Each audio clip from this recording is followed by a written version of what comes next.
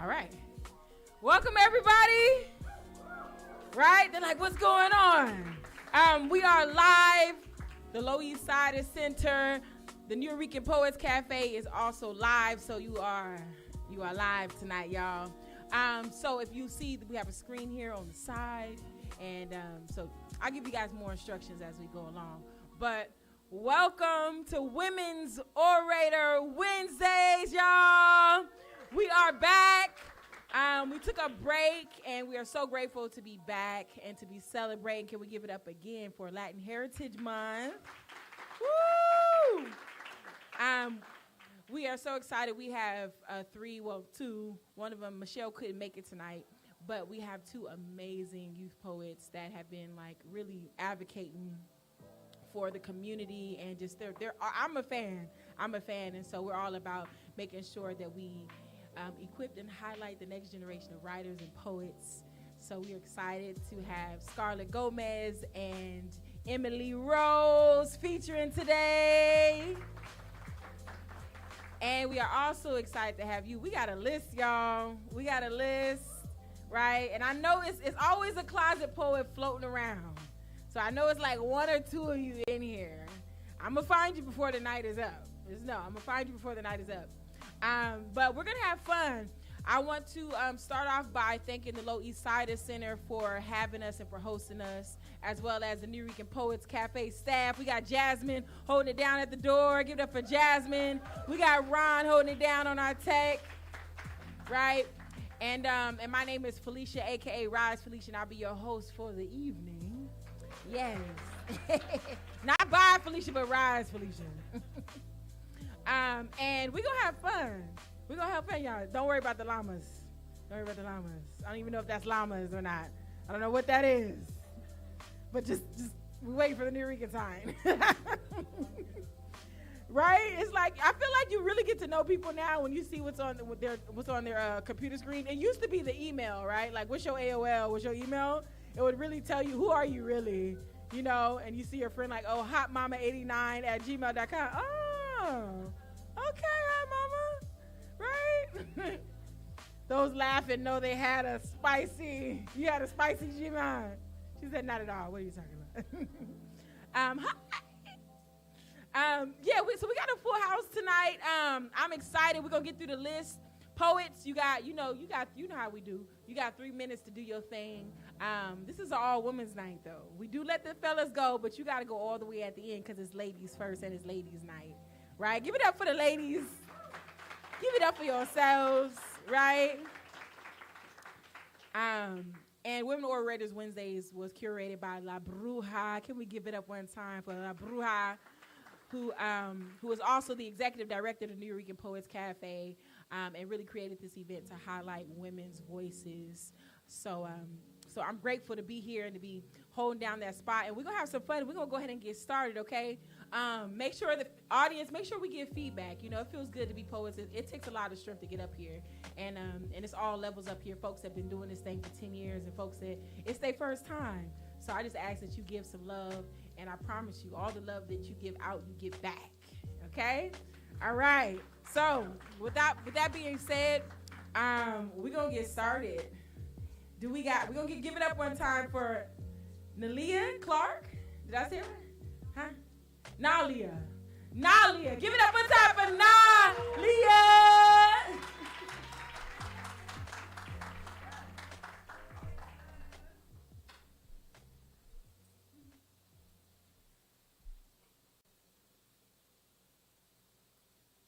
The language of my ancestors, sweet whisper of my mother tongue, skin blessed by the sun, they walked so that I could run.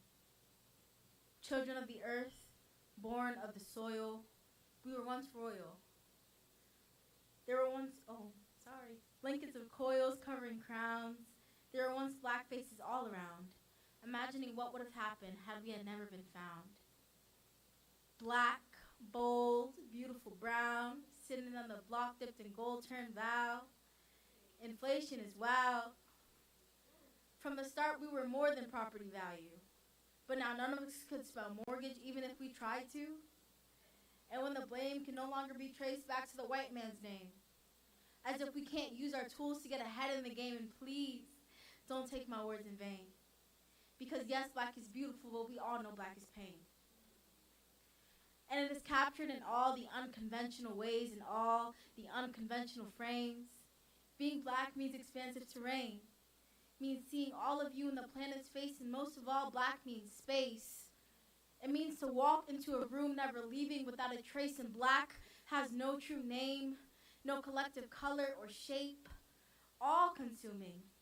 And the future's alluding to the end of the white man's reign, when black reflects the planet's face. Regards, Nalia.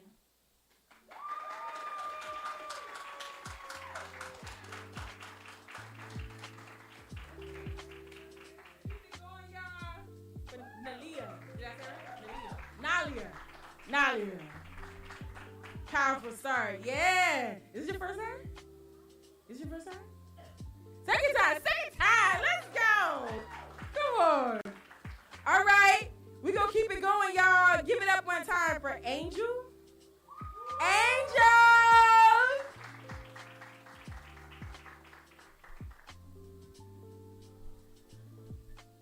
So hi. I'll just be reading a chapter from this novel that I've been writing, and the novel is called The Enlightenment, but my chapter is called 2012. So it was the year where the heat of sorrow abducted the simple breeze of joy, and our sanity fell into the depths of agony. Despair seemed to rise like the tides of a soulful night, wrapped under the mystery of the next empty morning. The nights were sentenced with a temporary demand, coming in every and of what it felt like an eternity of a day.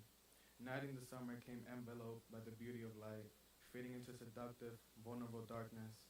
The sunset always seemed to bring peace upon its differences. Its moment like the night in which I desire to be loved like the moon loves the sun, and how the sun loves the moon. A love so distanced by forces of the universe, awaiting to me by a miraculous cycle, longing for years for his love, for then to be dispatched by the many years which I wait to await upon the future. It was darkness that brought the deep memories in my head, yet it will be the morning that awakens my regret. On this warm night, the trees make love to the movement of the breeze. The cars give music to the streets. Loneliness captivates the light in the stars, and the moon captures the darkness in the roads.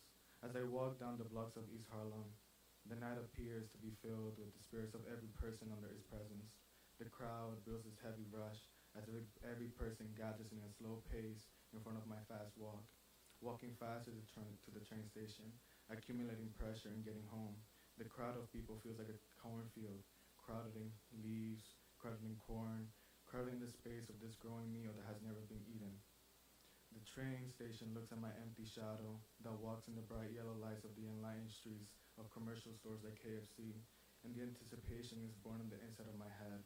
My pace grows faster, pressure blooms into streams of stress, and I, with sadness resting upon my eyes, looking at the hill in which the station sits with ease, as people cross with my view of the path, I begin to grow with hesitation, an alarming feeling of heat saturating the layers of my body and mind. The grip of my fingers tighten against the book in my left hand, clinging onto the reality of its texture, acknowledging its present of existence. I distract myself, detach my consciousness from the heavy crowd of people walking against the hot, cooling breeze. I ignore the present in hopes to reappear in the future, a future in which I land home, in which I get on the train in hopes to erase the feeling of these hands grabbing against my chest, desiring to manipulate my brain, forgetting the feeling of his sex packing through my thighs. As he sat down on his body, I'm filled with an agonizing desire to cry, to lose the parts of myself he has now gained, to cry in the pits of my darkness, and empty my heart like an empty river, to drain the life out of my body that no longer is mine and penetrated with death. But what grows seems to fall with grace, and rising of whatever feels heavy begins to feel empty of meaning. I look at the station sign, 103rd Street Station for the 6th train. I look at it with fear, a clueless fear waiting to steal it. Confidence from the back of my empty mind, yet confidence has been replaced by the lies of a lost child, waiting to find its way back to happiness. That child is me. Before I walk down the rusting train stations, I'm a 14-year-old boy wearing blue jeans and a sage tank top with coiled hair, far from grown, but yet, somehow, in the eyes of my own, I feel like a child, and yet in the I am just grown. In my left hand, there's this poetry collection of Andrew and Rich from 1950 to 74. In that, a book which has been delivered wisdom unto my eyes, like an ocean births life. It has now become a book in which wraps its pages against the tears that will fall within the depth of knowledge. I have a pair of white Jordans that will walk me against the streets that will probably walk me home and shed me to tears. Shoes that are just not my size, shoes that I've run out of, and shoes that I will never walk against. But now that I walk these steps down the station, which is now to deliver my body, and yet not my soul, I become nothing, simply nothing. The existence of my body drowns in collisions with the rest of people in the train station. Whatever I was has been demolished into nothing. Whatever I felt was contained and compromised to the atmosphere. I look around and I feel myself spinning in aching blindness. I find questions and confusions at the edge of my sanity. I look at the time of arrival for the trains. I look at it with no purpose of gaining knowledge of its information. I look at it with desire to look at something opposite, to feel something different. I wish to empty the stomach and yet fill me with hunger for the entertainment or just because I'm bored. But I feel it. I feel hungry to just not feel anything, to be empty, to be thirsty for water like a man in the street, to feel homeless, to feel something. For me, I feel numb, like a pair of cockroaches in the street that we look at and are fear of. I feel nothing, and yet it fills me with water and tears. As I step down, in this empty, agonizing moment, I feel the hands of despair, and I feel my eyes. But then, the train arrives, and I truly just feel nothing. Thank you. Keep it going for Angel, y'all. All right, you guys. We're going to keep it going. Okay, you guys. And I'll be on the side with a timer, okay? So I'll give you a little when you hit about 3 minutes, okay? All right, so keep it going for Sheila. Sheila in the house. Sheila. Yes. Oh, Sheila. Hi, guys. This is Ramsey. So Sheila and Ramsey. I almost stepped on you, Ramsey. I'm sorry. So this is some new shit for y'all, and thank you. I haven't quite memorized it, so if I pause, just bear with me, okay? When the child becomes the monster that raised him, what do you do then? Looking back now, I should have seen the signs. Lying is hereditary. For all your talk of not wanting to become your father, surely you could have done better. You must cover all the mirrors in your room. I bet you mistake your reflection for his, and it must kill you to know that your best was not enough, to know that you will forever be trapped in this body. You must equally feel relieved, though. Your secret is out. No need to keep the closet doors closed on the broken skeletons of your past when they're already walking ghosts in your present, parading around, pretending to give a shit about people and sucking the souls out of anyone who ever got close enough to try and help. I try to have compassion. You were just a kid, dealt a poor hand, but you played your cards right into the fire and buried me in the ashes, so there will be another time for compassion. Right now, I am dealing with what is left of us, which isn't much. Two halves do not, in fact, make a whole.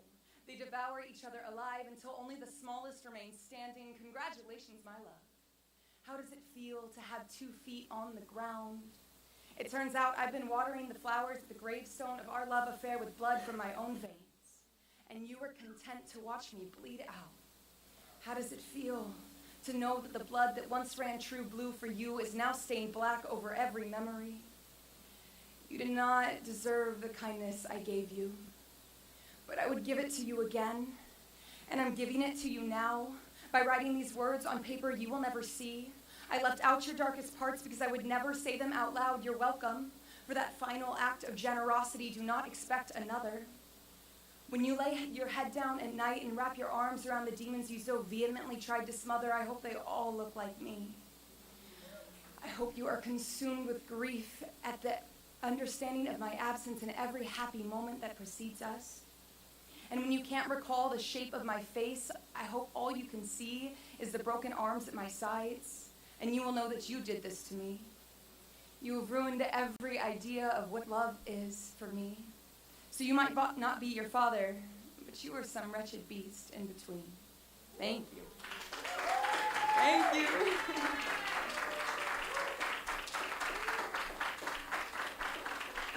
Oh, Sheila. I'm like, we gotta find that song now. That was powerful. I left your darkest parts out. You're welcome. Right? And when the poet leaves the darkest parts out, you are loved, baby, okay? Because we will drag that. Give it up one more time for Sheila, y'all. All right, y'all. Coming up next is personal favorite, if I may say so myself. No stranger to Women Orators Wednesday. Please give it up, you guys, for Shirley.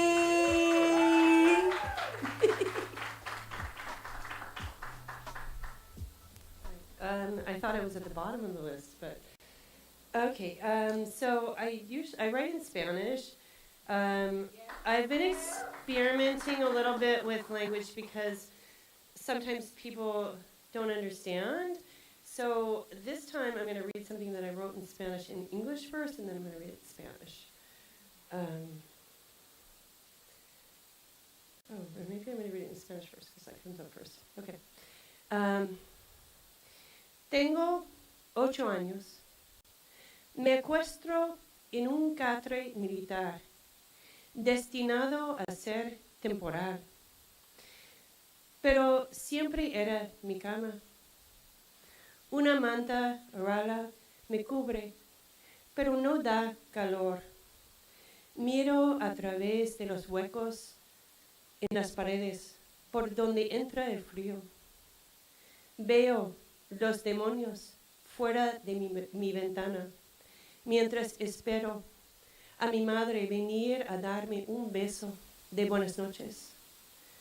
Ella nunca viene. La escucho hablando con mi hermana sobre sus problemas. Mi anhelo no es suficiente para que venga mi madre, para que venga mi madre a besarme y decirme buenas noches. Ella nunca viene. ¿No es suficiente que quiero morir? Creo que tal vez no soy suficientemente humana para ser amada. Así que espero la nave espacial para venir a recogerme de este planeta donde no pertenezco. Ella nunca viene. Me pregunto, ¿qué es lo que me necesitaría para ser amada? Para no ser demasiado, para ser cuidada. Me acuesto en el catre y espero. Ella nunca viene. Eventualmente lloro hasta quedarme dormida. So here it is in English. I'm 8 years old. I lay on an army cot, meant to be temporary, but it's my bed. A thin comforter covers me, but doesn't give warmth. I peer through the holes in the walls where the cold enters. I see demons outside my window as I wait for my mother to kiss me goodnight. She never comes. I hear my mother listening to my sister divulge her problems. My longing for affection is not enough for my mother to kiss me goodnight. She never comes. It's not enough that I want to die. I think maybe I am not human enough to be loved. So I wait for the spaceship to come and pick me up from this planet where I don't belong. They never come. I wonder what it would take to be loved, to not be too much, to be cared for.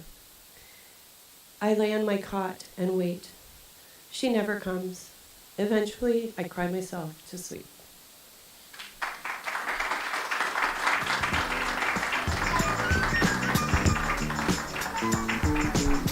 Very powerful. Can we keep it going for Shirley, y'all? So powerful. So I am going in a bit of a bit of random order, so you don't know when you might go. I might just say your name. And you be like, oh, yes, oh, you. How we feeling? Y'all doing all right? Yeah. Y'all out on a Wednesday night. Listen. We're going to get you home in time. Don't worry. I know you New Yorkers and your work schedules. Okay, so coming up next, y'all, can we give it up one time for Francesca? Francesca? Francesca still here? Yes? No? No? Oh, yes.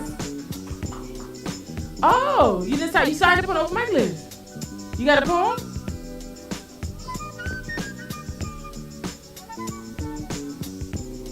Okay. Okay. Boom. Word. Thank you, Francesca. Snaps. Poetry is from the heart. And tell me that ain't the truth. Period. Okay? Okay, well, in that case, Luciana. Luciana? Yeah! Keep it going for Luciana, y'all! All the way till she gets to the stage! I guess I'll be representing the forgotten Latins, the Brazilians. I speak 3 languages. The first is Portuguese, with the R's pronounced deep in the back of the throat, something like a Romance language rich in beauty and vast vocabulary. Its structure, greed, amaze. Its dominance for those who truly master this book. The second is English, a pragmatic language, playful yet direct. Everyone and anyone can speak it, but not that it's easy, for it is not. But it can be diluted for and by the deluded, who believe by birthright they have mastered it. The third, my most beloved and beautiful, poetry. But it's not for the faint of heart, I kid you not. It has a complex, it is complex, and few can speak it or write it, let alone read it, and most cannot understand it. I speak, read, and write in Portuguese and English, and somewhere in between, a meeting of the mind occurs, where on most occasions it's easy. I code, you decode, you code, I decode, and we are done. Communication happens. But poetry is a lonely language. I write it, I speak it, and I can read it. All the lines around and between them. It requires vulnerability, an open mind and heart, and to catch its nuances, to peel the layers. But most don't have the time to spare. For the writer, breaking through the fourth wall, it's like finding north without a compass. Like an ancient art, a science from the days we traveled by constellations.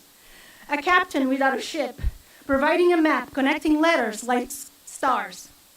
Hoping to lead voyagers through the murky waters of metaphors and symbolism, at times, a little altercation with alliteration, to find a place where all the veins meet the port.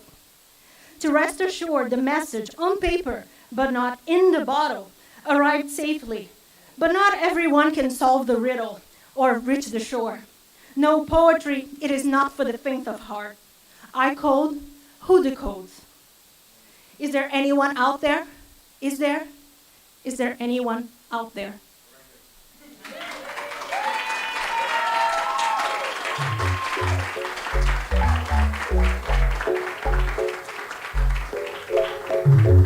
Poetry is a lonely language. Ooh, come on, Luciana. Poetry is a lonely language. Aren't we all a reach in the dark? Ooh, that was powerful. Give it up one more time, y'all, for Luciana. That's powerful. All right, y'all, we're going to keep it going. I'm going to try and say this name right, okay? Mania? Manesia. Period. Period. Give it up, y'all, for Manesia. Manesia.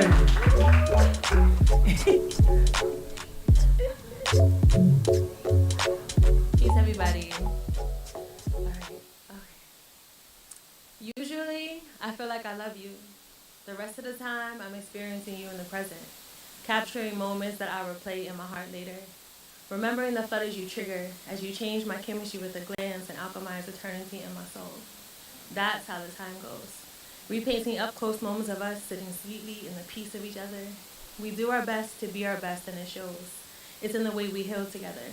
Trauma shrinking because we're not triggering a spiritual response.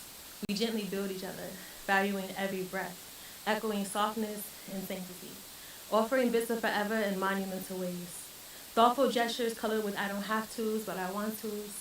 Open advice welcome without judgment or shame, just love. Bare in our skin, knowing where to find our truth. It's an everlasting kind of thing. Your voice beckons butterflies. It resonates with my womb and hugs my intuition, assuring me that we are destiny, giving me lessons in healthy love, that it is patient and persistent, kind and compassionate, secure and sacred. Divinely orchestrated and explained, we are dancing stardust, my love, stirring up our deepest desires, making dreams come true. You are the one for me, and I for you. Convinced our auras met before we did, a connection created in the cosmos, heavenly sent to this realm and sealed with the promise of a timely union. Orbiting each other's essence until our hearts got the message. Received, my mirrored flame, there you are. Reflected back to me, we are double meant. Contracted in the stars and we connected on earth. Now we did it. We did it. Now we're here, back in space, together. Thank you. Thank you. Keep it going from Nisha, y'all. Yes. It's a good night, y'all. Y'all all right? Okay. Well, coming up next, we got one more poet, and then we're going to get into some of our featured acts for the night. But before that, keep it going, y'all, for Tandri.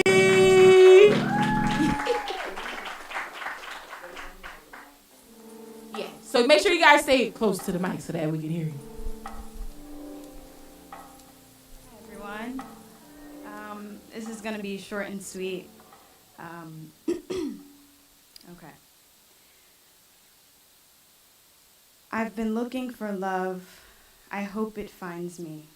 I hope it says it's been waiting to hold me. I've been looking for love. I've searched all over, outside and inside.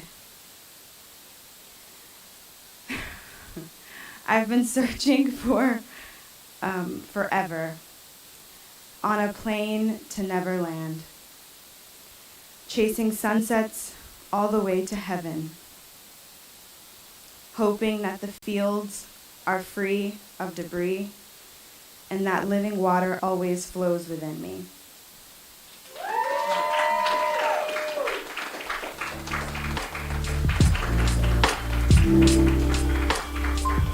That was beautiful.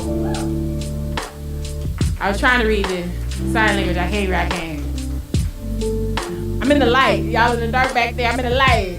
I can't see. All right. Oh, yes. Fellas go last. Fellas go last. Because it's women's night. Okay? It's Women Orators Wednesdays. It's all about us. But isn't it always all about us? Fellas, don't answer that. Don't answer that. Fellas, don't answer that. They're like, keep a straight face.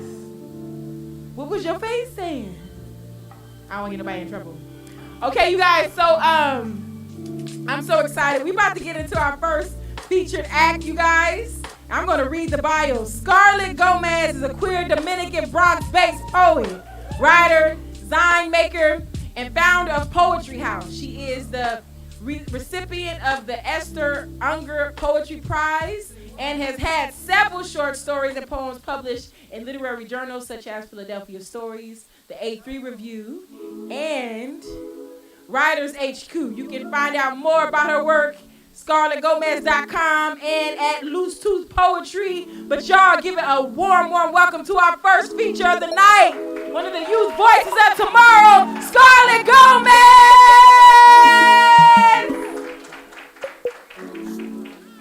Thank you. Hi. Can everybody hear me okay? Okay, cool. It's so embarrassing hearing about myself in third person. All right. Do we have any Dominicans here tonight? What's up? Depending on what kind of Dominican you are, this may upset you. All right. Dominican elites bury blackness like masking stenches with coffee grounds. They do not speak of it until it one day gurgles from the stovetop, pouring into white china a backwash of bitterness that unfolds the dark history our books work so hard to whiten. Like I cannot smell the burning birth certificates on the bright-colored bathing suits. Like they have not used black bodies for compost or have diced tongues over parsley. When I say I'm Dominican, I don't mean that I'm yours. You think I'm the humor type of you Dominican. Canela y habichuela con dolce y gabbana, hot plátano couture dipped in chocolate fruit. But my movement sprouts coffee beans and sugarcane on an island of uprooted palm trees. I am the rope between the hungry dog and the resort buffet, between la sirena y el cachón. Mixed memories of waxy skin and weeping bananas. Footsteps like a rainstorm on a tin roof, leaking skeletons all over your dry floors. Flor de oro who dances merengue over hurricanes, comforting you with poetry como cucharadas de jarabe. What sort of Dominican would I be if I only gave you its diluted history? Meet me by the river moon, where we are meant to dream together, where I remember your blood as I remember your breaths.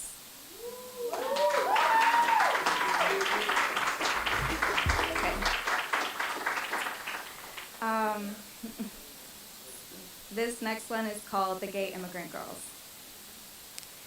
The gay immigrant girls are diving into Carlos papaya, peeling grapefruit in the mornings, rubbing sugar into their wounds instead of salt. Two girls who don't hold hands in parks because they won't define maricona in front of fathers who only know how to give their daughters something to cry about. Braiding flowers with ribbons into their hair, fluttering Jamaica with their fingers before folding dough in humid kitchens. Two girls who use tattoos instead of wedding rings. A promise that cannot be twisted off in the airport, at the bar, at the dinner with a friend who is not a friend. This love has always been about how well we slept. Dreaming of you next to me in the church pew, at the bus stop, waiting for the movie to start to kiss. Ignoring the smile on our mother's faces when we are asked to spin. To shake the rosary beads yoked to our wrists and dizzy ourselves out of confusion until we are daughters who do not dream of other daughters. Daughters who only dance with church boys. Thank you. Okay. All right. So I was told we have time for 3, so this is my last one. This is called Closeted. What is more needed than the kneading of our bodies? A string of silence flossing spasms from the sermon we have made the Sunday service. How you have taken my body like it is bread and still leave basketfuls of the fragments that are left heaving. Spirits furloughed in the after of our communion. I wonder, waiting for you to return from the water that has come on in the restroom. Why must we wait for the moon to call us to each other? When the rats retreat from the rumbles of the underground, the roaches return from the rut burrowed in the walls, the drunk dribbles from the now distant pain of his own dissatisfactions. I want to be anywhere but the shade. How can I worship you in the dark like you are meant to be? You are blind to the flowers you have grown in my eyes. Violets, lavenders, roses. I cannot see your brown skin glow in royal blue, in watermelon red, in orchids, pink opal, in emeralds, jades, malachites, a cloudburst right from the glacier. I cannot see you curled towards me, speared in the cupidity sketched in the disordered sheets. In the way your lashes brush over the top of your cheeks, I can only feel you, turning away when you have come to. And my throat, when you have finished tailoring the stray hairs, the tightness that has dried over your chin, have strained all the water you have plundered of me, and you return fully dressed, warning me that I must go. Chokes. Thank you. Another one. Holy shit. Okay. Oh my god. What are y'all want? I was ready. Okay, one second. I'm scrolling. Okay. Yeah, I was like, I had to wear this today. Okay. So This is so funny. This is going to be on YouTube. I'm going to out myself right now. But I wrote this poem after having a negative experience meeting, like, a partner's family. And it's called Whose Daughter Am I? Whose daughter am I? I have not always felt like I belonged to my birth, my blood, a beginning breached for the desperate ancestral desire to breathe.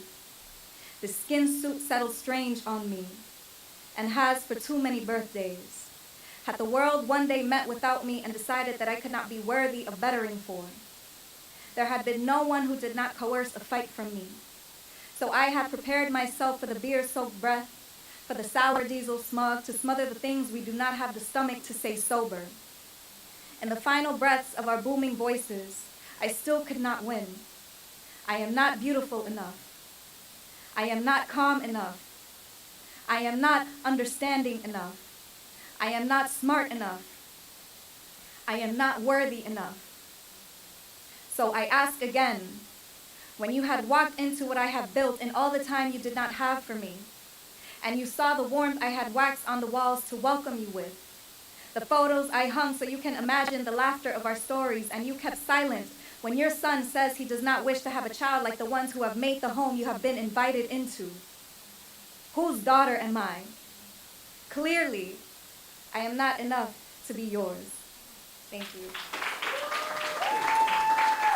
I guess I'll do one more. I'm gonna take my glasses off because, I have this, my glasses are a little too big for my face, and I don't do the thing that you're supposed to do and go get them fixed. And so I know I'm gonna look back on this video and be like, fucking putting my glasses up the entire time.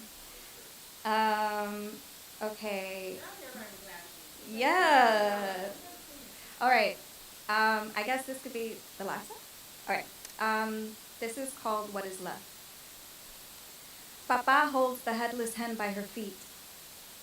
He keeps her bones, then offers her blood to the grass before giving her body, a currency that has tended to his stomach and his future, to Mama, praying it will do the same, according for an olive covenant, for a love that clears the skies.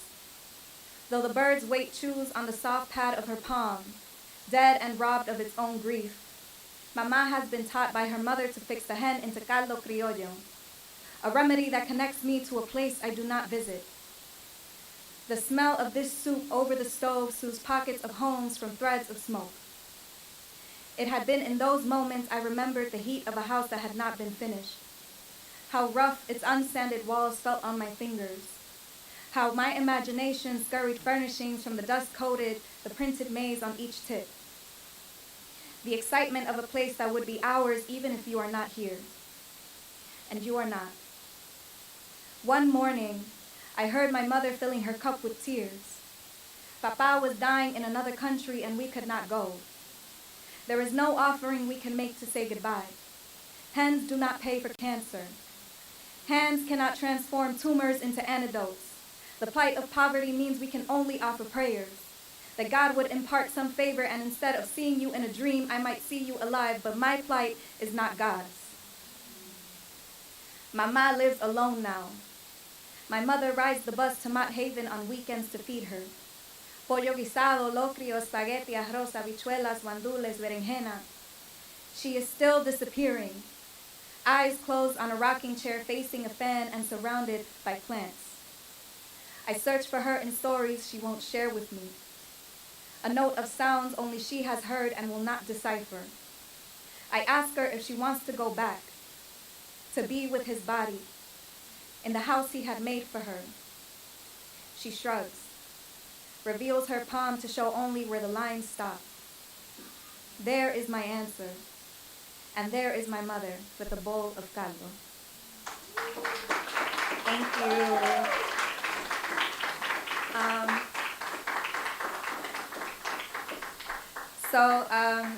Like Felicia said earlier, you can find me on Loose Tooth Poetry on Instagram.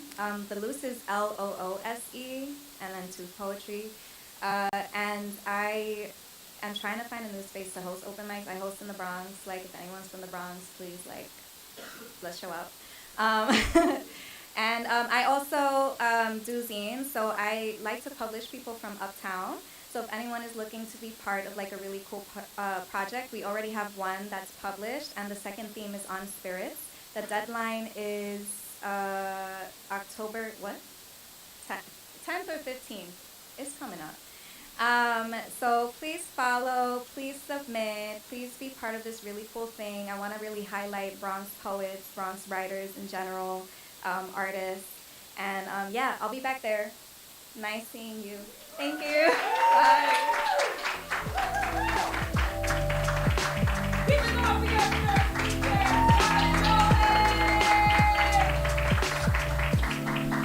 That was amazing. Loose Tooth Poetry, y'all. Keep up with Scarlett. We're so grateful to have you here. And coming up next, we have our second feature, y'all. Listen, let me pull up the bio. Should I pull up the bio or can I just talk freely? Talk freely. So Emily is not only an amazing poet, but such an amazing human being. She's been a part of the workshop in Harlem, Langston's Parlor, and just getting a chance to witness her go through a season and write everything. Like the relationship she has with poetry is so intimate and vulnerable. And it's the relationship that all poets need to have with their work. And she allows life to show up in her poetry, and she shows up fully present in her work and in her words. And it's really an honor to listen to her, to watch her journey. And like I'm genuinely inspired by her. And her heart is close to her work, and you guys get to experience that in these poems with her. And so I'm so grateful for you, Emily, and the work that you're doing and the work that you create, and how you remind us all to make sure that our heart is close to our art. So please, you guys, give a warm welcome to Emily Rose.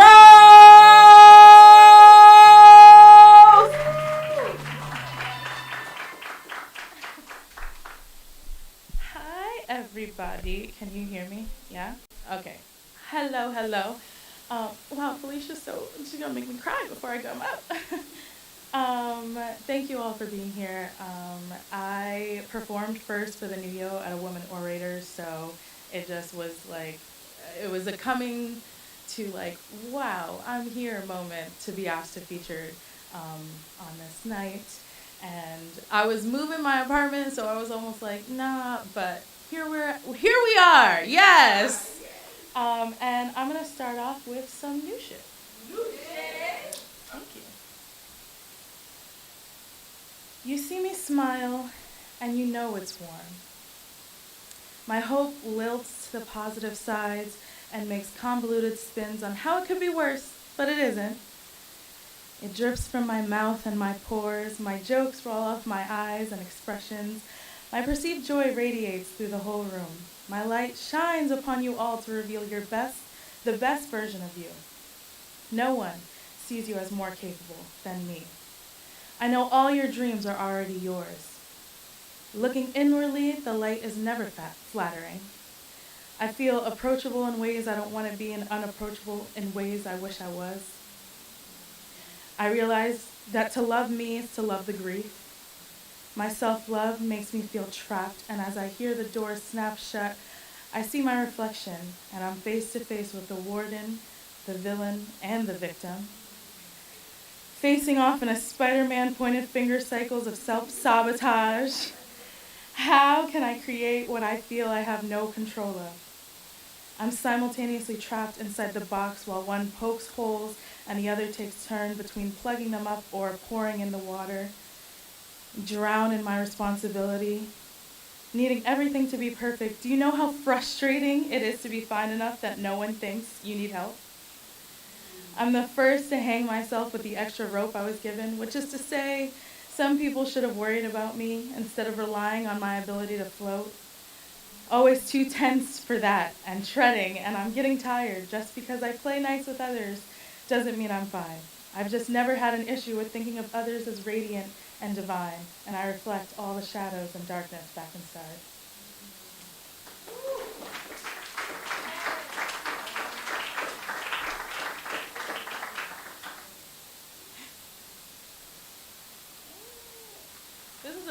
We're getting to the end of this book, so It's falling apart, but we're here. My contradiction is aplenty. I almost would say all of me is the problem. Or not the problem, but most definitely not the solution. How am I able to take the most tense situation and make myself okay, throw my cognitive dissonance into hyperdrive, when I write the me is all woe, but talking to me in an everyday capacity wouldn't show the same sad bitch you just met in that last poem I just read. Or maybe the contradiction is my art, or lack thereof. Wannabe poet, wannabe filmmaker that stopped picking up the camera because she's too busy flying through her wants to relearn light and shutter speeds. I just can't capture myself anymore.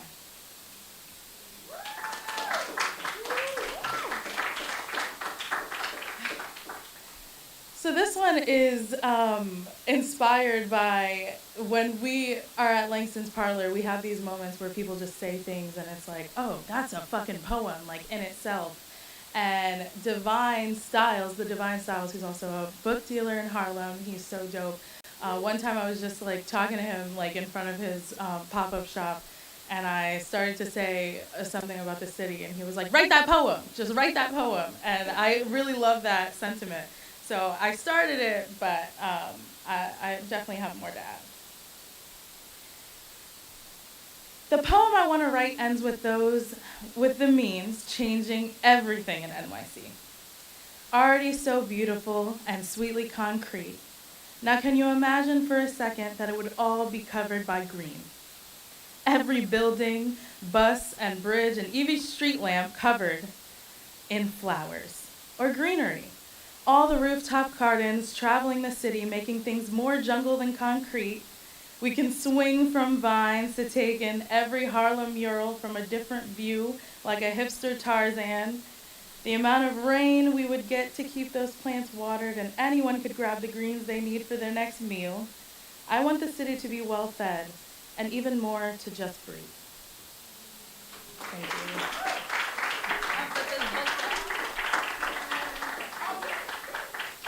One. Okay, so this last one.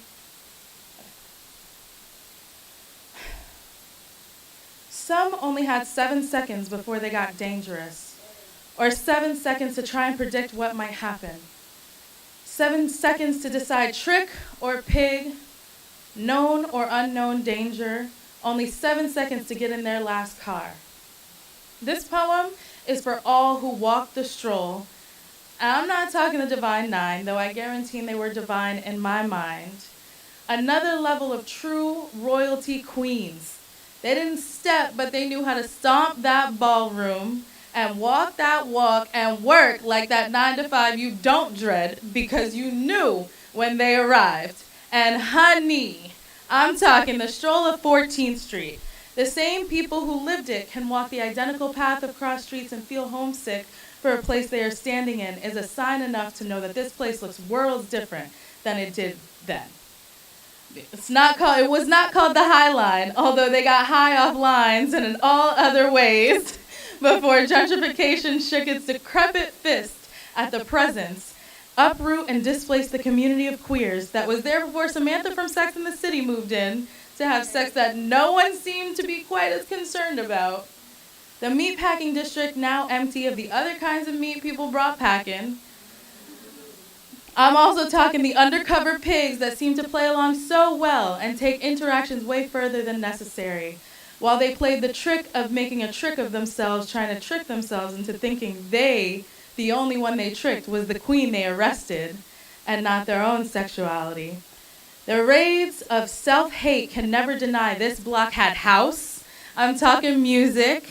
And home, because it was home to queers of all kinds, the ones that didn't have a dime, but they'd either keep you from or make you feel like one with a reed, and not always full of the drag that will leave you with no edges, but plenty more than you've seen on Drag Race. The place where you knew sex work was real work, and that's how some of the girlies got paid. So in their honor, we remember those that are here and those that never left the block. We remember those that had 7 minutes of time to be glorious at the ball. That was their eternal life. 7 hours of time a day to put together the look and deliver elegance and beauty, 7 days to count down to the next time that they could be there to serve. Thank you.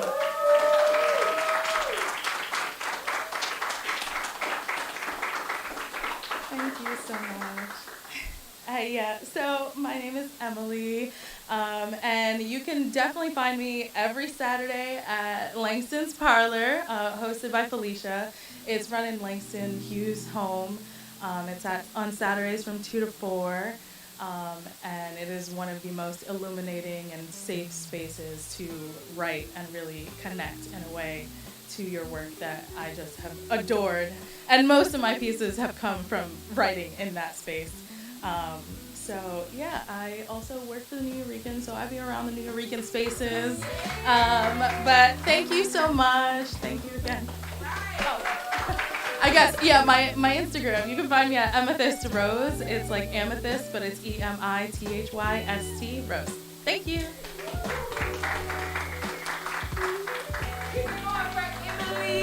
Rose, your second feature of the night. Thank you so much, Emily. That was incredibly powerful and beautiful. We got some other Langston's Parlor family in the house that I'm going to call up before we get into the guys. Although we are coming towards the end of the show, I just want you guys to know that it's about to get hot up in here, okay? We got some fire poets. We got some fellas in the house. I see y'all. Y'all like, look, tell me when to go. Tell me when to go. Don't worry. I got you. Ladies first. Give it up one time for Courtney Simone, y'all. Yes, you. Yes, you can't come up in this space and not do a poem, Courtney. Listen, keep it going till you get to the stage, y'all. Hello. I didn't know that I fully confirmed to perform, but I appreciate being here in front of y'all. Give me, I don't know what okay. That's funny. Yeah.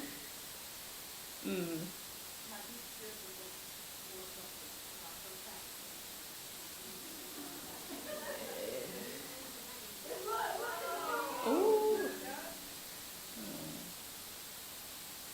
Okay. I guess I'll do a new poem. Yeah. And I'll say I wrote this when in the midst of grieving a lot of police brutality and just holding the amount of names that we're forced to learn and remember and honor now because of people going on power trips and being on their bullshit.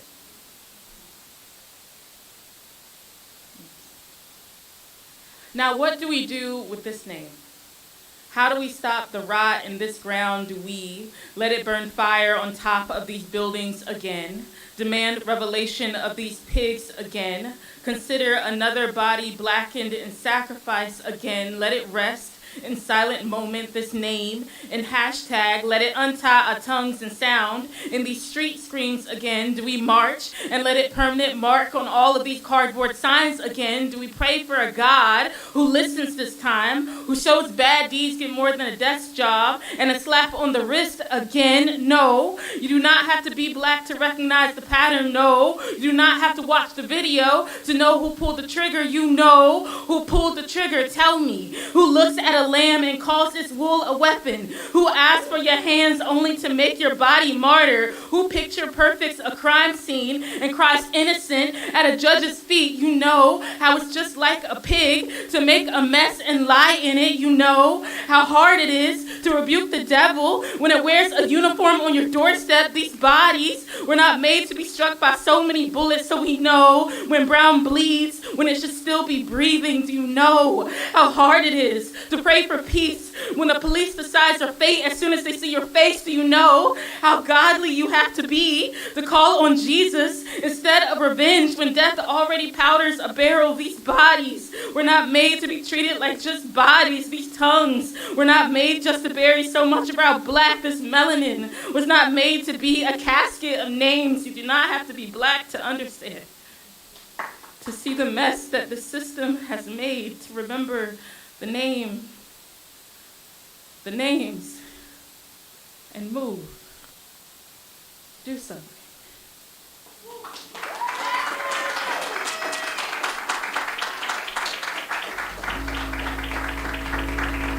Powerful. Wow. Keep it going, y'all, for Courtney Simone. Told y'all. Can we turn the mic down just a little bit? We can turn the mic down just a little bit. If you're up here, poets, and you hear kind of like a little bit of a return, I forget what they call that, a little feedback, just go ahead and back up just a little bit. We'll turn it down just a little bit. All right, y'all. How we feeling? That was powerful. We got more power coming. We're going to go ahead and open it up for the fellas. To start it off, we got one of the most powerful poets that I've witnessed in New York that has, their work speaks for itself. but definitely one of the most powerful poets in New York and of our generation. I'm a big fan, friend, and a poet. Hosts One Love One Mic out in Harlem. Is also part of Lake's Parlor team and facilitates workshops. An incredible community leader. Give it up one time, y'all, for Donat de la Cruz.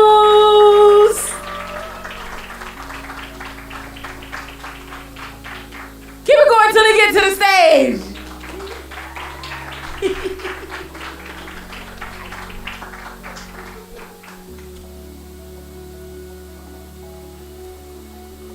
Yo, true story. One Love, One Mic started because of this open mic and because I saw the way women communed around each other. And I thought, man, it would be nice to have this uptown. So I'm going to read something short. I think it's short.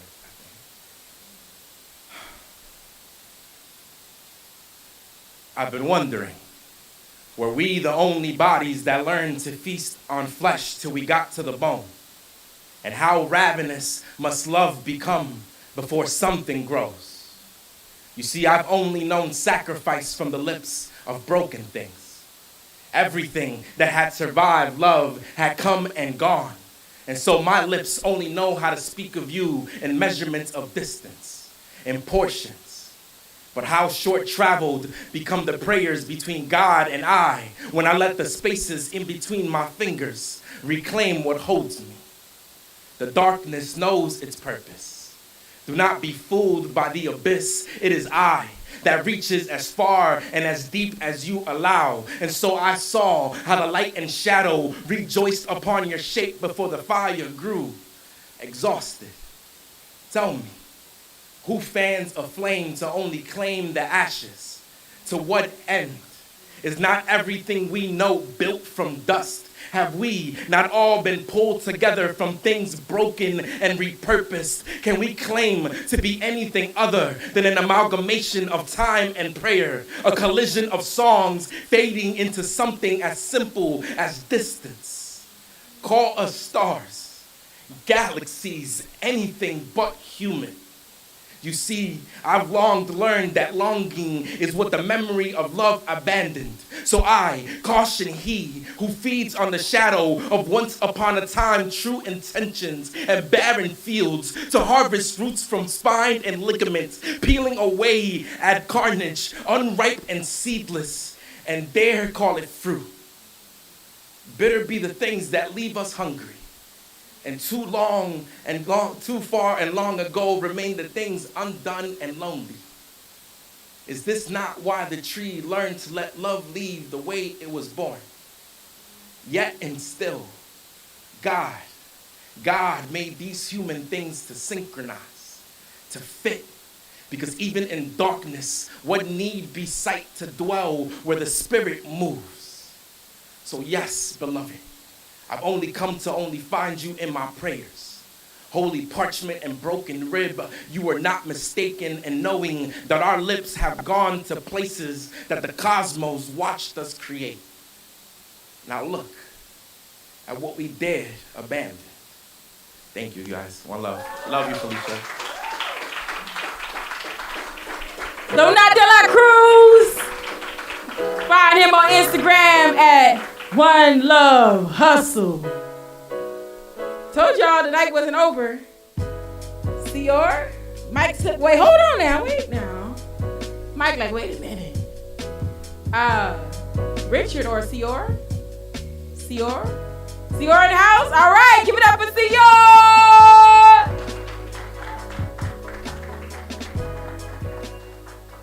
Good evening, everybody. How you doing today? Good? Good?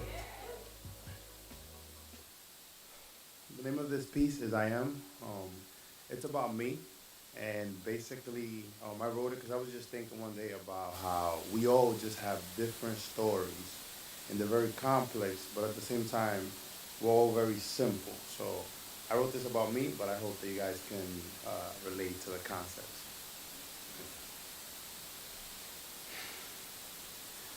I am two singular words. First word, plátano. Second word, bacon, egg, and cheese. I am filled with nothing but lyrics like the noisy streets of Santo Domingo on a Saturday morning while my neighbor religiously cleans her house. But I can also feel empty like the silent streets of Bushwick on a Monday morning just after a funeral. I am the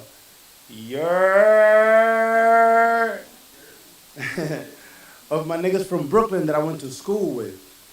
But I am also the oye, guau, dime a ver que lo que toque fried chicken contigo, maní. Of los tigres from los minas that I learned to rap from. I am pain, I am love, I am joy. I am a new generation of centuries old Taino blood running through these veins. I am my mother's kindness and my father's temper. I am ingrained with years of suffering and happiness that was passed down to me through spiritual DNA not too long ago by Adam and Eve. So sometimes self-talk sounds similar to these two sentences. Peep this. I am a simple paradox. I'm not a moron. If anything, I'm more like a dumb, smart person that's addicted to Oxycontin. What I'm saying is that I'm basically the personification of an oxymoron that makes sense. A hyperbole with no exaggeration. I am figuratively speaking the definition of literally. I'm calm intensity. So in a way, it does kind of make sense to me how crazy this is, but it scares me sometimes how fearless I can be. I am the shot that you almost always certainly never take. I am the successful motivational speaker that struggles with depression and anxiety. At all times, I am complex. At all times, I am simple. I am too Dominican to fit in where I live. Kind of like a piece from a jigsaw puzzle that's had the edges burnt off with melanin. But then I'm also not Dominican enough to completely fit in with niggas that grew up in my mother's land, my motherland. I am success and failure, hip-hop and jazz, blues, bachata, bolero, merengue, salsa. I am the most hideous, most pleasing a cappella instrumental beat you've never heard. I am me. I am my ancestors and my descendants living in one body. I am you. I am your legacy. I am the crown that goes on a man that was just beheaded. Philosophy that hates sagacity. I'm an impersonal feeling, a first last kiss, a last first kiss, tears of joy and fake laughter. Thank you for your time and attention. I simply wrote this to explain how simple the complexities that make us all humans really are. I am. Thank you. Keep it going for DR, y'all. And we're going to keep it going. Robert, you still in the house? Oh, Robert is still in the house. Keep it going for Robert. I want to tell you all about the Rat NYC on October 15th and October 29th. I'll be there hosting some poetry reading stuff, but it's not going to be my poetry. It's not even necessarily going to be your poetry. It's going to be us reading old things. So Paradise Lost on October 15th by John Milton in 1667. He was blind when he wrote it. He had to tell his children, and they wrote it down. And then October 29th, it'll be The Rime of the Ancient Mariner by Coleridge and Leah the Brown Rosary by Elizabeth Barrett Browning. Which is a ghost story about a nun, and it's in rhyming couplets, and it'll be a lot of fun. So, are there two people here that really like Shakespeare? Raise your hand, raise your hand. So I need one lady, yeah, a lady that likes Shakespeare. Come on up and read with me, yeah. And we got somebody in the back there that wants to come up? Yeah. Okay. So on the 18th, we'll be doing an adaptation of the movie Scream in Shakespearean verse. So we're going to read a scene from that for fun. You're going to play Casey, and you're going to play Ghostface, and I'll read the stage direction. So, yeah, one of you is going to have to hold it. Yeah, there you go. We'll cooperate. Okay. Title, Thou Wilt Scream. We hear like a scream. It's a dark night in Woodsboro. A phone rings. Good evening. Right there. This going to be too hard to read? All right. Is there a secondary? Someone else that can see? All right, a secondary reader of Shakespeare in here. Anybody? I love that the community is coming through. We're going to keep the oratory feminine. Okay. Casey and your ghost face on the phone. Halloween. Salutations. Who art thou? What name dost thou await? What number is this? Methinks thy number's wrong. Art thou so sure? Blame thyself, farewell, thou questioner. Casey hangs up the phone, but the phone rings again. She answers. Good evening, Beg your mercy, I must die. and yet redial. To apologize. I grant thee absolute go thy way. Hesitate for a minute. Keep the line. Put it over here because they're double-sided. Yeah, there you go. If thou wilt hook me, trap me on the line, then call some by the minute hooker kind. Oh, it's a pun about being a hooker. Okay. She hangs up, she lights the stove and puts some popcorn on, and her house has too many windows. The phone rings and she answers again. Good evening. Why rebuff my tete-a-tete? Well done, yeah. Who yet perturbs my popping corn with calls? My name I'll trade for thine, thou usherette. I'll keep my moniker till I have died. And then this is an aside to the audience. You can imagine Ghostface turns to the audience to say, My name would never treat thee otherwise. right. An eerie VSH is set to play. An eerie VHS. An eerie VHS is set to play. A movie made to mortify? Indeed. Of all the chilling cinema you've seen, what freakish film has frightened you the most? Mayhaps that Michael Mayer's Massacre, the first of many sequels, Hallows Eve. I dream of Freddy Krueger's finger knives. Well done, yeah. Original Bravely. Ever since the Craven Captive Cats disappoint. Yes. This So point, this this is point. another pun about Wes Craven directed the first Nightmare on Elm Street, but he didn't direct the sequel. So anyway. Ghostface responds. If thou shouldst dream of horrors in thy bed, hast thou a Johnny Depp to calm your head? Inquiring to court me. Say thy name. So though my conjure with it nay for shame. What shame would follow christening thy frame? My frame? I mean thy voice. Thou. Right there. Thou falsifies. And then Casey turns on the patio lights, but no one is there. Spooky. So quick upon the court, and courting quick. Goodbye, Deseret. Thou shan't hang me up. Casey hangs up the phone, but the phone rings again. Who's there? I caution thee a second time. Flip. Yeah. What hunger hast thou? Conversation. Well, satiate conversely, I am done. Casey hangs up, the phone rings again. Attend me, canker sore. Nay, simple wench. I'll slice thy belly open like a fish. The popcorn begins to pop. Oh, how thy breathing shallows on the hook. Think not on 911, the constable in traveling would waste thy blood into that precious sweater knitted round thy neck. A football star's en route to thwart thee yet. My other half will cleave thy torso twain. This cleaver couldn't be a burly Steve. Illuminate the patio again. Casey switches on the lights to see Steve or her boyfriend is duct taped to a chair, just like in Scream 4. Release my trusted love, though twist churl. Yeah, you're a twisted churl. Churl. Yeah, I don't remember what a churl is, but Shakespeare didn't like it. It's not something you want to be. churlish. Yeah. If thou wilt answer trivia correct, thy swain's pectorals may remain adjoined. Who wielded the machete slicing forth in that the baker's dozen Friday film? That's Friday the 13th. Thor's Borgie, hockey match by Jason No. Alas, farewell to Stevie's sternum bone. Oh no. I told it true, though rootless. 'Twas Jason's mother swung the jungle blade. Thou art wrong. 'Twas Jason's mother that swung the jungle blade. Attempted drownings all the lad achieved. A knife burst through Steve's chest. Casey screams and cowers behind a blue screen TV. Remember, TVs used to go to blue screens a long time ago. Riddle me this, milady. Bonus round. At which of thy two doors can I be found? Oh, the smoke alarm beeps. Thank you both. I will read the ending. Thank you.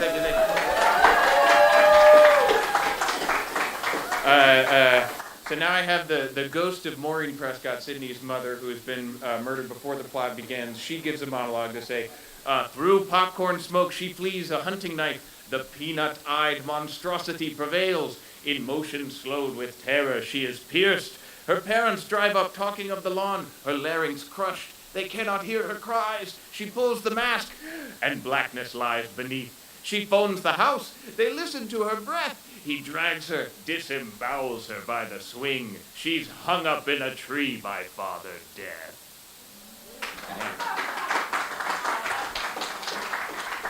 The Rat NYC. The Rat NYC on the 15th and the 18th. Look at the website. Thank you so much. I think that's the first time that we've had a monologue, and wow, yo, that was fucking amazing. Can we give it up again for Robert? Emily came up here, and I forget our sister name. That was amazing. That was entertaining, right? It is hard to sometimes keep me entertained during a monologue. I was invested. I'm like, wait, the knife went through the, what? What's going on next? Right? That was good. All right, y'all, we've reached the end of our night, but I have a poem. Let's hope my phone stays alive for this poem. It's a new poem. Kinda. Y'all haven't heard it. It's new shit. But I was thinking about this. You know how, I was in this situationship. It's just between us. Online, this is just between us. It's just between us. Meanwhile, it's live streaming. It's just between us. But I was wanting to write about. I had adapted this thing. I realized that when me and this partner would get into these kind of altercations, I'd be like, we are both just not listening to each other. So I said, in the future, I want us to hold hands when we talk. And I started thinking about it. No, really, right? It's crazy, right? But think about it. Have you ever seen anyone hold hands and argue at the same time? That's crazy. If you see someone holding hands and arguing at the same time, they need help. That's crazy. I've never seen that. Who? We'll talk about it after the show. This took me completely out of the poem. I'm like, what? No way. Yeah, F you. Okay. But it worked for us. And it grounded. At first it was just, I'm like, I think you need this. But I think we both need it. I think we both have drifted somewhere else. And it helped us to really ground ourselves in the fact that we actually do love and care about each other outside of the moment. When we have drifted apart, become strangers trying to communicate underwater, I stretch out my hands and reach for yours. Touch reminds us both how we got here, that there is enough truth under an argument to find stable ground, enough love to escape ego if one of us is brave enough to be seen. Communication is not always key. Sometimes words are a wall, a jigsaw puzzle with lost pieces. Sometimes the past is too loud to hear a lover up close. Sometimes our fears turn a pile of clothes into a monster, a cheap psychic making false predictions in the heat of our vulnerabilities. But when our hands meet, our fingertips fall tender, become white flag, and the war between us fades, shows itself to be a mask of all the wars that preceded us. And we come back to ourselves, to each other, grapple with the truth together, drowning under the surface, and we find new breath just before our lungs reach capacity. Love ain't for the faint of heart. It will kill you and resurrect you 1,000,000 times. You gotta be brave in this shit. Gotta be willing to weather a few deadly storms when you fucking with a rare fish. And sometimes the boat ain't equipped. Sometimes we cast big nets with weighted expectations, and God decides to overnight shift our account, overdraft to the exceedingly above what you could never ask or think. And now we gotta find a way to pull this blessing back to shore without losing its value. Love ain't easy, but the fight to keep what God has placed in our hands is better than the fight we fought to keep love out. And at least this time, we're not in it alone. Thank you. Thank you guys so much. And when our hands meet, you guys are absolutely beautiful and lovely. From the audience member to all the amazing poets that went up tonight, give it up for yourselves. Tonight was beautiful. I spy Mufasa in the audience, and I'm just gonna pick on you, Mufasa. He is such family of the Nuyorican Poets Cafe. He supports all of our events, and he's a sweet talker too. He always has something sweet for the ladies, you know. Mufasa, you got something sweet to leave the ladies with? A little sweet, come on up here, Mufasa. Give it up for Mufasa. Listen, he got the suit to prove. Listen, tell him something, Mufasa.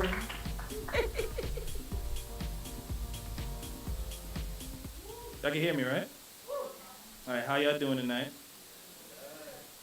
All right, so I was writing a poem because, you know, we're still in National Hispanic Heritage Month.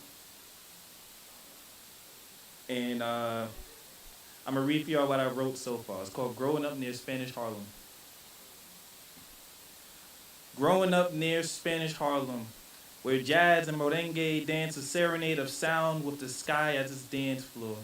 The smell of plátanos and zampolla de arroz leaks out project windows and attracts the stomachs of the starved. I remember one day I went inside my friend's house, and when they opened the door, the warm amalgamation of gazpacho fills my body. It covered my body and wrapped me in calm. All the pain of yesterday and the yester of today no longer wages war on my skin. Telemundo bombards my ear, and I see the twin brother Fernando being revealed as an unprecedented affair. Arroz amarillo, tortillas, and pollo are sighted on the stove. Abuela rushes us in and tells us to get comfortable. Selena plays in the corner. As if my body became Hispanic itself, I feel like I can speak the tongue. Love is seeped into every wall as it coexists with the prayers seeping through the ceiling. I am an outsider to their culture, but an insider to their hearts and house. That day will be the best day that I've ever lived or ever went to a Spanish house, because in that house, healing was normal. Thank you.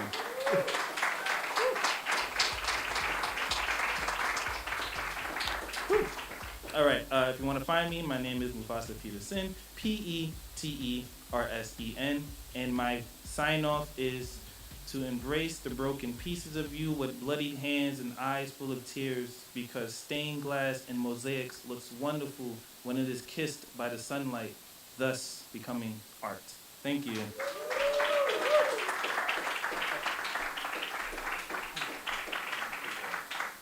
Keep going for Mufasa, y'all. I love that stained glass windows thing. Listen, you guys, this has been Women's Orator Wednesdays. And it has been amazing. Please, if you are not already, pull out your phones. Please follow the Nuyorican Poets Cafe if you're not following the Nuyorican Poets Cafe. Please follow the Loisaida Center. And you can also follow me at Rise Felicia, not by Felicia, but Rise Felicia. I love y'all. Huh? Me? We have amazing things going on at the Nuyorican Poets Cafe. Monday nights we have our slam.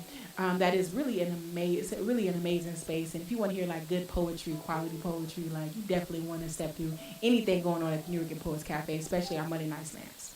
And that's at Bowery. We also have our ICP show coming up on the 23rd of this month at the International Center of Photography. So if you're into photography and poetry, it's where we collaborate. And it's one of the biggest nights. And it's really, really a great show. I host it. I'm not just saying it because I host it. But it really is cool. You get a chance also to see some of the new installations. And they have like phenomenal installations. And all that we ask is that you bring a picture, you bring a photo that inspires you, and the photo is blasted behind you, and you get to do your poem. It's a great evening. It's really, really dope. I also host a workshop every Saturday at the Langston Hughes house. Yes, that you have heard about. It is called Langston's Parlor, A Deeper Look, and it really is that. Right now we ventured into talking about the metaphysical aspects of poetry. And it really is a deeper dive. Anyone that has been in can tell you that it pushes you in a way where, poets will push ourselves. We can only push ourselves so much, you know what I mean? But we try our best to push you vulnerability-wise into a space within yourself that you may have not explored yet. That's the goal, and also to create community. When poets get together, something magical does happen. So if you're around Harlem on a Saturday at 2 o'clock, come check us out. Also, I turn 36 next Wednesday, y'all. Yeah. Any other Libras in the house? Any other Libras in the house? No. Hey, what day? Friday? When? Friday? Last Saturday. It was your birthday last Saturday. Any other Libras? It's just two of us? Oh. On the 10th of October? No way! October babies in the house. I'll be at Lips Cafe. I'll be doing a special 30-minute set along with some friends. Donat will be there. I have some other friends that are amazing that really inspire me. It's at Lips Cafe. It's free. It's at one of the dopest cafes in Brooklyn. It is in Brooklyn. Sorry, y'all. Anybody from Brooklyn in the house? All right, I got some Brooklyn in the house. Harlem folks? No Harlem? Queens? Manhattan? Okay. You scattered. Anybody from out of town? No? Okay. All right. Well, either way, make sure that you get home safely. It has been an honor to share and hold space with you this evening. Thank you so much. We will be back next month, every first Wednesday of the month, Women Orators Wednesdays. This is our first month back, and we plan on continuing to build and go stronger. Give it up one time for Ron. Am I forgetting anything? Chris and Paul in the control room, thank you so much, right? If you see that nice shiny window in the back, they hold it down. All the folks online watching us live, thank you so much for tuning in with us, rocking and rolling with us. Get home safely, but I do ask, right, kind of like they do in church, is that you meet somebody new before you leave. Connection, I never believe we're in the same space at the same time for no reason. So say hi to somebody that you don't know. Ask them a question you wouldn't normally ask a stranger before you go, and to get home safely. And that's it, y'all. Thank you. And you still have a little time to mingle as well. Paul's going to play us a little bit of tunes. So there we go. Feel free to. I don't know if you can twerk to that. You can't twerk to that, but you can definitely network to that. Thank you, guys.